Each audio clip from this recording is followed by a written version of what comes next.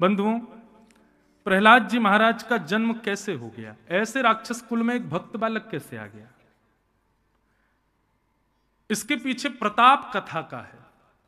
हिरण्यकश्यप जब हिमालय पर अमर बनने के लिए तपस्या करने गया था, तब उनकी पत्नी कयाधु गर्भवती थी। तभी नारद जी ने मन में विचार किया, हिरण्यकश्यप हिमालय पर है, पत्नी गर्भवती है, इसी समय जाकर के यदि भगवत कथा उनकी पत्नी को चुपके से ही सही सुना दी जाए तो गर्भ में बैठे बालक पर उसका प्रभाव होगा। और श्री नारद जी महाराज ने भक्ति भागवत भागीरथी उनको श्रवण कराई। उसी का परिणाम यह हुआ कि ऐसे दुष्ट कुल में भी प्रहलाद जैसे भक्त हुए।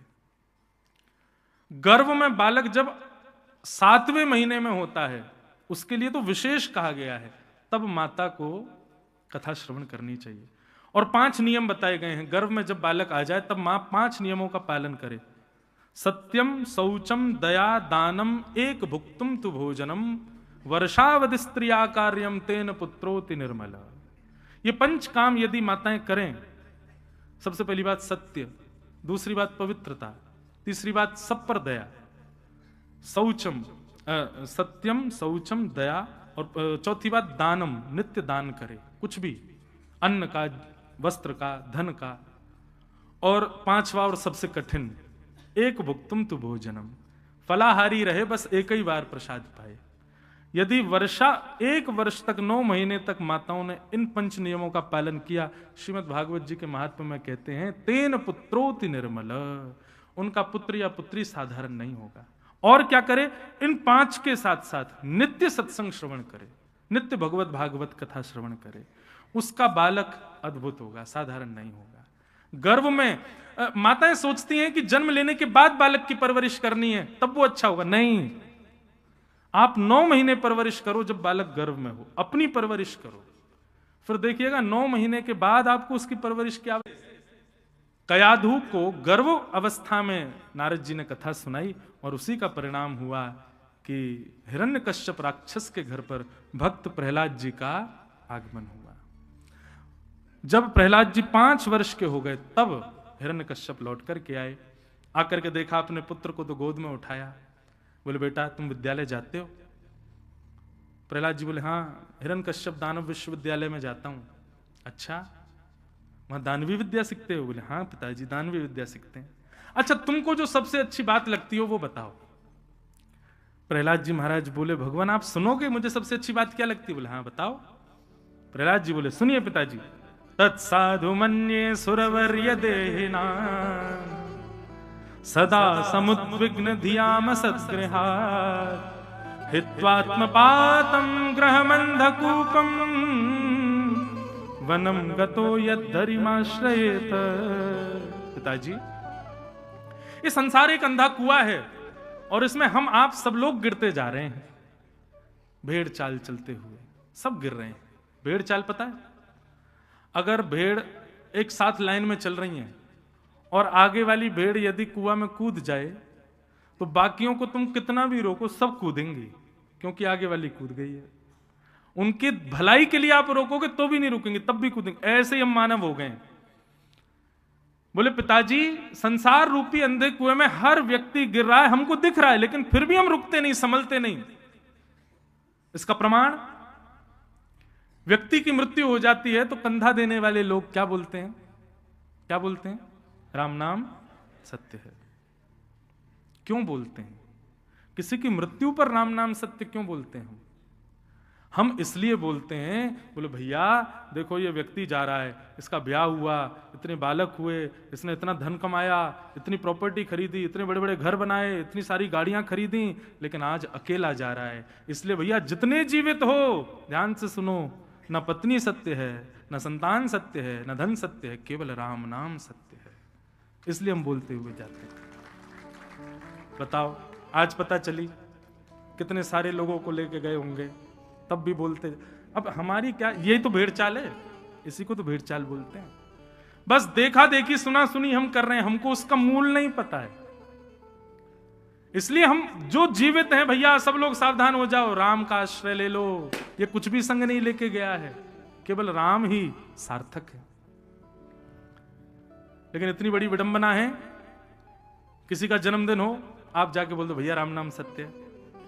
किसी का ब्याह हो, उसमें जाके बोल दो राम नाम सत्य है। आप मारपीट के भगा दिए जाओगे। घर में भोजन करते करते जैसे ही भोजन पूर्ण हो, पत्नी से बोला आज तो आनंद आ गया, राम नाम सत्य है भैया। अब सगुन हो गया। आप लोग हंसे क्यों? इसीलिए तो हंसे क्योंकि आप सब भी यही मानते हो कि भाई किसी की मृत्यु के अलावा इसको मत बोलो। ये कितनी बड़ी हमारी दुर्बुद्धि है। जो परम सत्य है हम उसको अपसगुन मानते हैं। इससे बड़ी दुर्बुद्धि हमारी क्या होगी? कृष्ण नाम सत्य है, श्री राधा नाम सत्य है, श्री राम नाम सत्य है, ये परम सत्य है और इसको हमने एक अपशगुन सूचक मान लिया। कहां तक कहें, लोग बाग ये तक बोल देते हैं उसकी मृत्यु हुई, नहीं उसका राम नाम सत्य हो गया। अच्छा, राम नाम सत्य उसका नहीं हुआ। राम नाम सत्य उनका हुआ जिन्होंने भगवत प्राप्ति की, उनका राम नाम सत्य हो गया। उन्होंने सत्यता से राम को प्राप्त कर लिया। हम अपनी बुद्धि को बदलें। वही बात प्रहलाद जी कह रहे हैं, पिताजी संसार एक अंधा कुआं है, सब भेड़ चाल चल रहे हैं, किसी को कुछ पता ही नहीं है। पिताजी इसलिए मैं तो कहता हूं कि समय आए मृत्यु का, उससे पहले हित्वात्मपातम ग्रहमंद कूपम वनम गतः यद्दरिमाश्रयेत। समय पूर्ण हो उससे पहले पहले जग जाओ और वनम गतः, वनम यानी वृंदावनम गतः, वृंदावन जाकर के भगवत प्राप्ति कर लो। आप लोगों ने तो ताली बजाई, लेकिन हिरण्यकश्यप ने प्रहलाद जी को उठा के दूर पटक दिया। कहां से सीख के आया ये सब? कौन सिखाता इसको? संडमर गुरु जी से कहा इसको मार दो। सैनिकों को आज्ञा कर दी, मैं इसको जीवित नहीं देखना चाहता। अनेक प्रयास सबने किए लेकिन प्रहलाद जी का वध नहीं हुआ। भुआ आई, क्या नाम था? होलिका, लेकर के चिता में बैठ गई प्रहलाद जी को। ऐसी सौल थी उसके पास कि उसको ओढ़ के नदी में कूद जाए, डूबेगी नहीं, चिता में बैठ जाए, जलेगी नहीं। लेकिन प्रहलाद जी ने जैसी चिता में अग्नि हुई, हरिशरणम हरिशरणम हरिशरणम आर्तनाद से कीर्तन किया। कीर्तन में इतनी मग्न हो गई होलिका कि धीरे धीरे कब कब में वो सौल ठाक प्रहलाद जी को लिपट गई और होलिका जल गई, प्रहलाद जी बच गए। इसीलिए जब सुबह जब चिता शांत हुई ना, तो लोग बाग बैठे थे देखने को, कौन बचेगा कौन बचेगा, होलिका बचेगी भैया। इतनी बड़ी लपट उठी थी, होलिका फिर भी बच जाएगी। सब होलिका को देखने के लिए बैठे थे। लेकिन प्रातःकाल जैसे ही हुई महाराज, उस राख के ढेर में से जब प्रहलाद जी निकल करके आए तो सारे नगर के लोगों ने उसी राख को उड़ा करके होली का उत्सव मनाया। उसी राख को एक दूसरे के गाल पर लगा करके ये होली उत्सव मनाया, जिसको आज रंगों की होली हम लोग मनाते हैं। प्रहलाद जी की रक्षा हुई इसलिए उत्सव मनाते हैं हम लोग। प्रहलाद जी महाराज को कोई नहीं मार पाया। हिरण्यकश्यप ने वापस विद्यालय में भेज दिया और दानवी विद्या सिखाओ ताकि इसकी मति बदले। लेकिन आजकल के बच्चों के लिए प्रमाण है, जो लोग कहते हैं ना हम ऐसे कॉलेज में पढ़ते हैं, हम ऐसे मेजॉरिटी में रहते हैं, ऐसे ऑफिसेज में हमारे काम है, हमारे एम्प्लॉयज ऐसे हैं, हमारे कलीग्स ऐसे हैं कि खाना पीना पड़ जाता है। महाराज जी सीखो प्रहलाद जी से। ना परिवार अनुकूल था ना विद्यालय अनुकूल था, फिर भी ठाकुर जी के भजन में लगे रहे।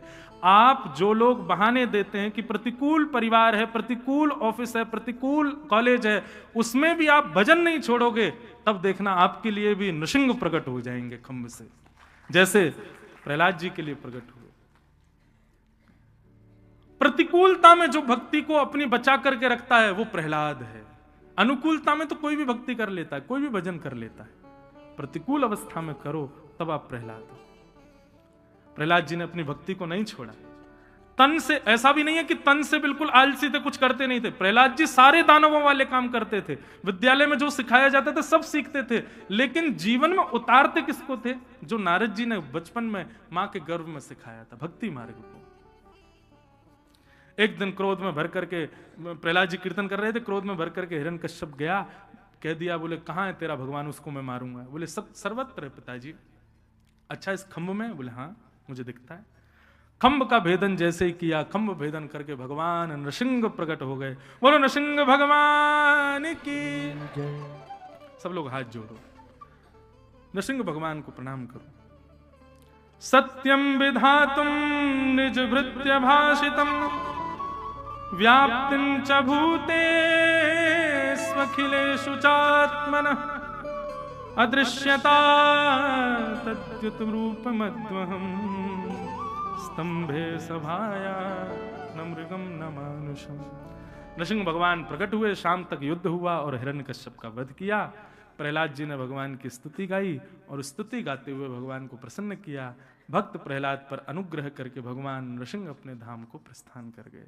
बोलो भक्तवत्सल भगवान की। प्रहलाद जी की स्तुति बहुत सुंदर है, पर समय का अभाव, हम